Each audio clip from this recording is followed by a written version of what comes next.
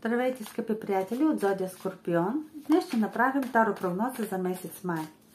И ще погледнем какво ви очаква, какви три важни събития ще имате през този период. И това може да бъде едно събитие, което се развива през този месец, или три отделни. Така, и ще вземем първите три карти за вас, скъпи приятели, скорпиончета. Следващата карта ще ни покаже вашето финансово положение, на какво можете да разчитате, какво да очаквате. Една карта ще вземем, която ще ни покаже вашите взаимоотношения, на какво трябва да обърнете внимание. И карта съвет. Карта съвет от карта Таро.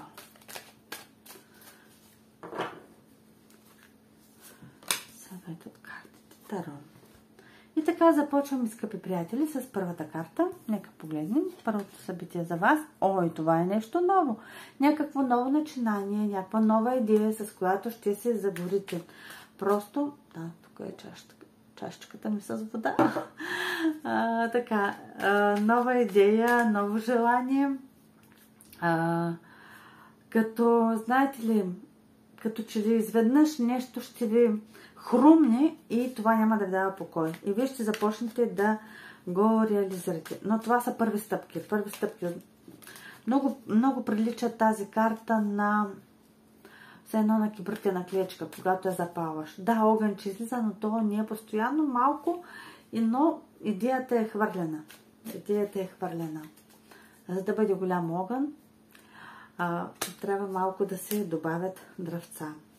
Дайте да видим малко допълнителни карти. Да, допълнителните карти, колелото на късмета и четворка чаши ни подсказват, че идеята може да бъде, честно казано, идеята ви може да бъде свързана с някакво пътуване.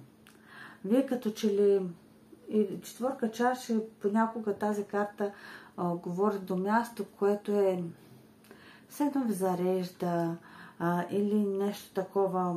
Може да е село, например, да отидете на село и нещо там да направите. Не само да отидете, но нещо там да създадете, нещо да направите, някаква идея свързана с това. Сега повечето хора, не знам защо така ще ви го кажа, но чувствам, че като че ли много хора искат да се върнат към природата. Да се върнат към някакви такива по-стари неща. Когато говоря, това не важи за... Не мога да кажа, че това важи за младото поколение. Макар, че хората са различни, това, което виждам аз, виждам и млади и стари, които имат различни интереси, но като че ли ще има едно такова желание нещо да създадем, желание нещо да измислим и също така свързано с пътуване. На някъде да се пътува. Тоест има нещо свързано с пътуване. Това може да бъде и нова работа. Може да бъде нова работа, която също да бъде свързана с пътувания. Някакво предложение може да бъде за работа по този туз.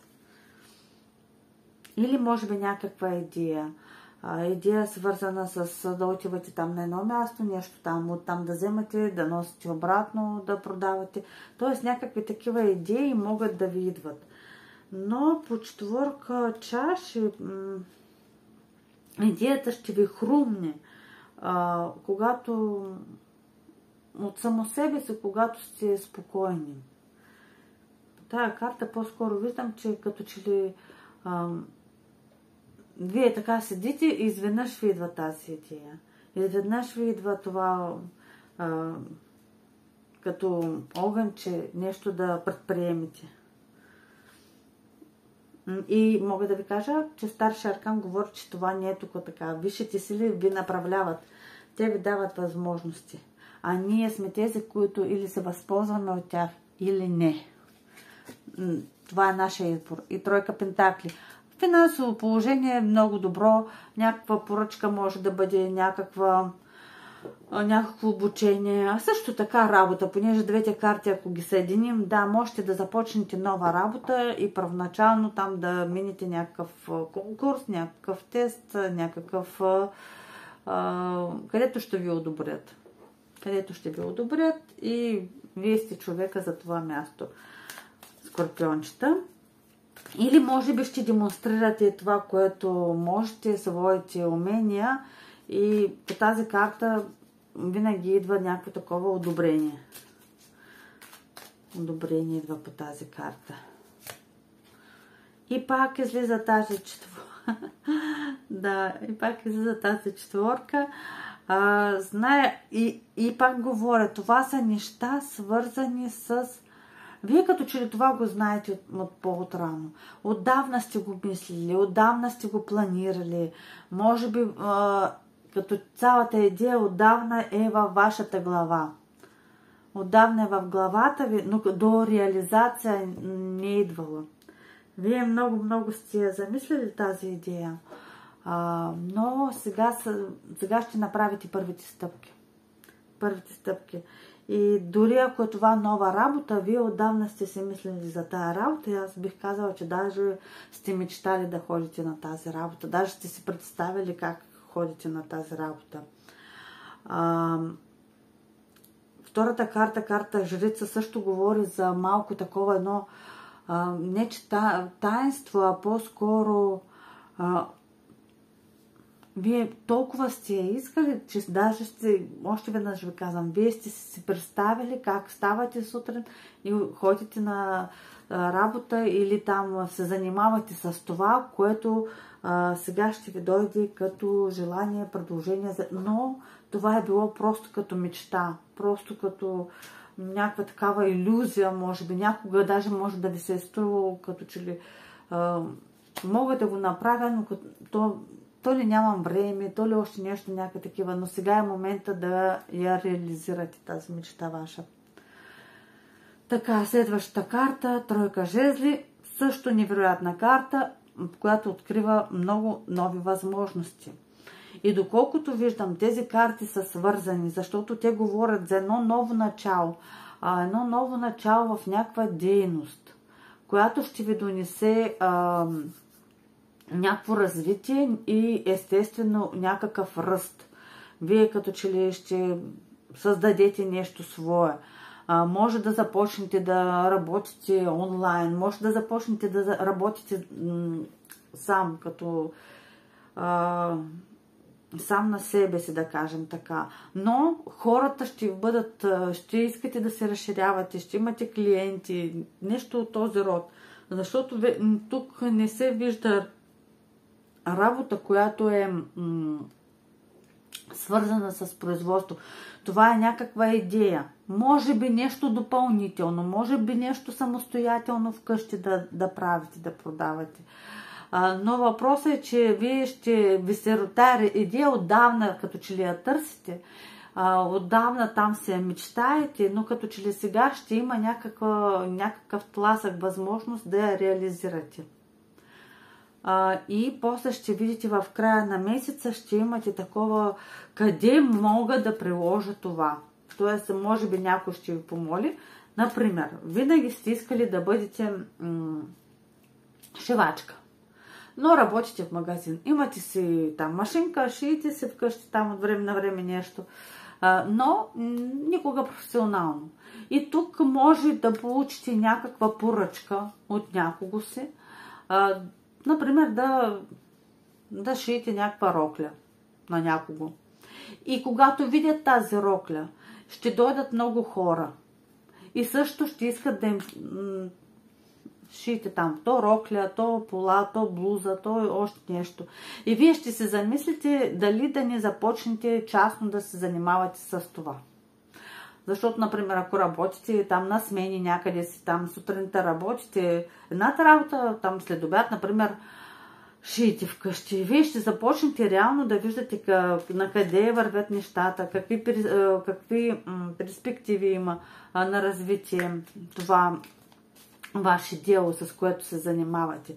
Като че ли ще забележите, че има че има възможност даже по някакъв начин това да го направите, например, онлайн. Не знам как, нали, т.е. примера не е свързан с онлайн, но може даже да започнете да изпращате по почтата на някъде си своите там неща, които създавате. Много интересни карти, наистина, и това е нещо, което много ви харесва. Допълнителните карти, умереност и още един туз говорят наистина за някакво ваше ново начинание и вие имате тези знания, вие имате тези умения. Вие нещо можете да правите, което дълго време не сте осъзнавали, че можете да го направите като своя работа. Даже не мога да кажа, може би там много супер правите някакви корабета там, или печете, или правите торти вкъщи, там много обичате да се занимавате с това, но никога не сте си го мислили, че това може да ви стане нещо като професия. Защото се занимавате, например, с някаква друга работа, учителка сте или нещо друго, но просто имате някакво допълнително занятие, което ви доставя удоволствие. И тук ще се отвори някакъв такъв невероятен вариант, който ще ви даде възможност в тази сфера да погледнете и да се включите. 2 туза, това са просто... Медитирайте, скъпи приятели от Зодия Скорпион, на тези карти, защото те наистина ви дават някакво развитие. Професионално развитие. Така, следващата карта, финансите. Вие сте доста доволни, като че ли, сега ще ви покажа картата, 9 пентакли. Когато виждате калинка, обикновено ние какво правим с тези калинки? Винаги си мислим, че когато калинка ни кацне, тя ни носи късмет. И по финансите бих казала, че вие сте доволни. Вие имате достатъчно, за да направите щастливи и хората около вас, и себе си, и като че ли имате късмет. Финансите ви постоянно като поток идват, те като че ли се леят. Може би по не толкова веднага голяма сума, но те постоянно като че ли идват. И вие постоянно сте сити. Имате за всичко по тези карти. Достатъчно и даже повече. Това е Скорпиончета. Много хубави карти и много интересни. Да. Много хубави и доста интересни. И всичкото от това, че вие действате. Допълнителните карти също показват, че вие сте действали, вие нещо сте предприели и оттам идва този целият постоянния поток. Някакво такова постоянство, някакъв късмет, който ще ви дава постоянно изобилие.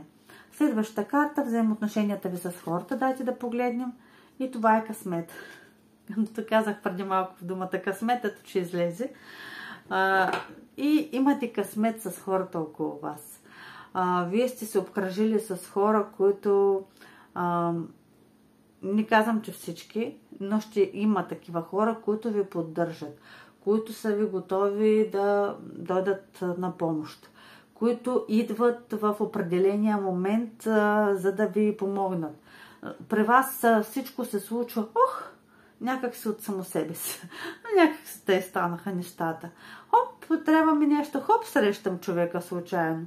Хоп, трябва ми адвокат, хоп, срещам адвокат, приятел, който преди 20 години, от 20 години сме се виждали, го срещам и започваме така някакъв разговор за 5, 10, 15 минути и той готов да ми помогне. Тоест, такива някакви истории ще се завъртят през този месец и месецът за вас е много, много, много хубав, бих казала. Скорпиончета, за сега просто не виждам въобще някакви прегради за вас. Вие сте готови, отдавна съзрели, вече толкова много пъти това нещо вие сте си го представили. Много пъти. Но сега вече като че то започва да се движи пространството и нещата започват да се движат за вас. Много пъти сте си ги представили нещата такива, били сте отчаяни, да. Но нещата вече не са това, което бяха. Не са това, което бяха. Като че ли всичко вече се преобърна и сега всичко започва да се движи в положителна посока за вас. Така, следващата карта, съвет. Двойка жезли. Казвам, жезлите са основните карти при вас. Това е карта, когато човек не само мечтае, планира. Имаме туз, това е единичка. Начало. А двойката вече план. Следващия. И тройката, която вече отиваме на по-големи пространства, излизаме на нещо по-голямо. Бих казала, че по тази карта вие трябва задължително да използвате вашите знания, да използвате вашите умения, да планирате бъдещето си. Задължително т.е. да няма такова, няма да се получи. Да пробвате с ентусиазъм, готови сте вече да направите няколко стъпки и ги правете. През този месец трябва да направите първите няколко стъпки в това направление, в това нещо, с което тази идея, която ви се е родила. Даже ако това е работа, също планирайте нещата. Също, даже ако сте се сменили работата. Погледнете напред какво ви очаква. Бъдете открити и планирайте задължително. По двойка жезли аз винаги казвам, това е още картата на комуникацията, на връзките, на общуването. Бъдете открити за хората, за най-различни хора. Научете се да комуницирате с хора и от високо ниво, и от средно, и от ниско. Вие това го умеете. Можете. Т.е. не дейте така да гледате от високо, а винаги бъдете на това ниво, на което е вашия човек, с когото разговаряте. Бъдете открити и комуницирайте. Не се затваряйте, но тук аз просто не виждам карти, където вие да сте затворени. Вие имате някакво желание за нещо грандиозно.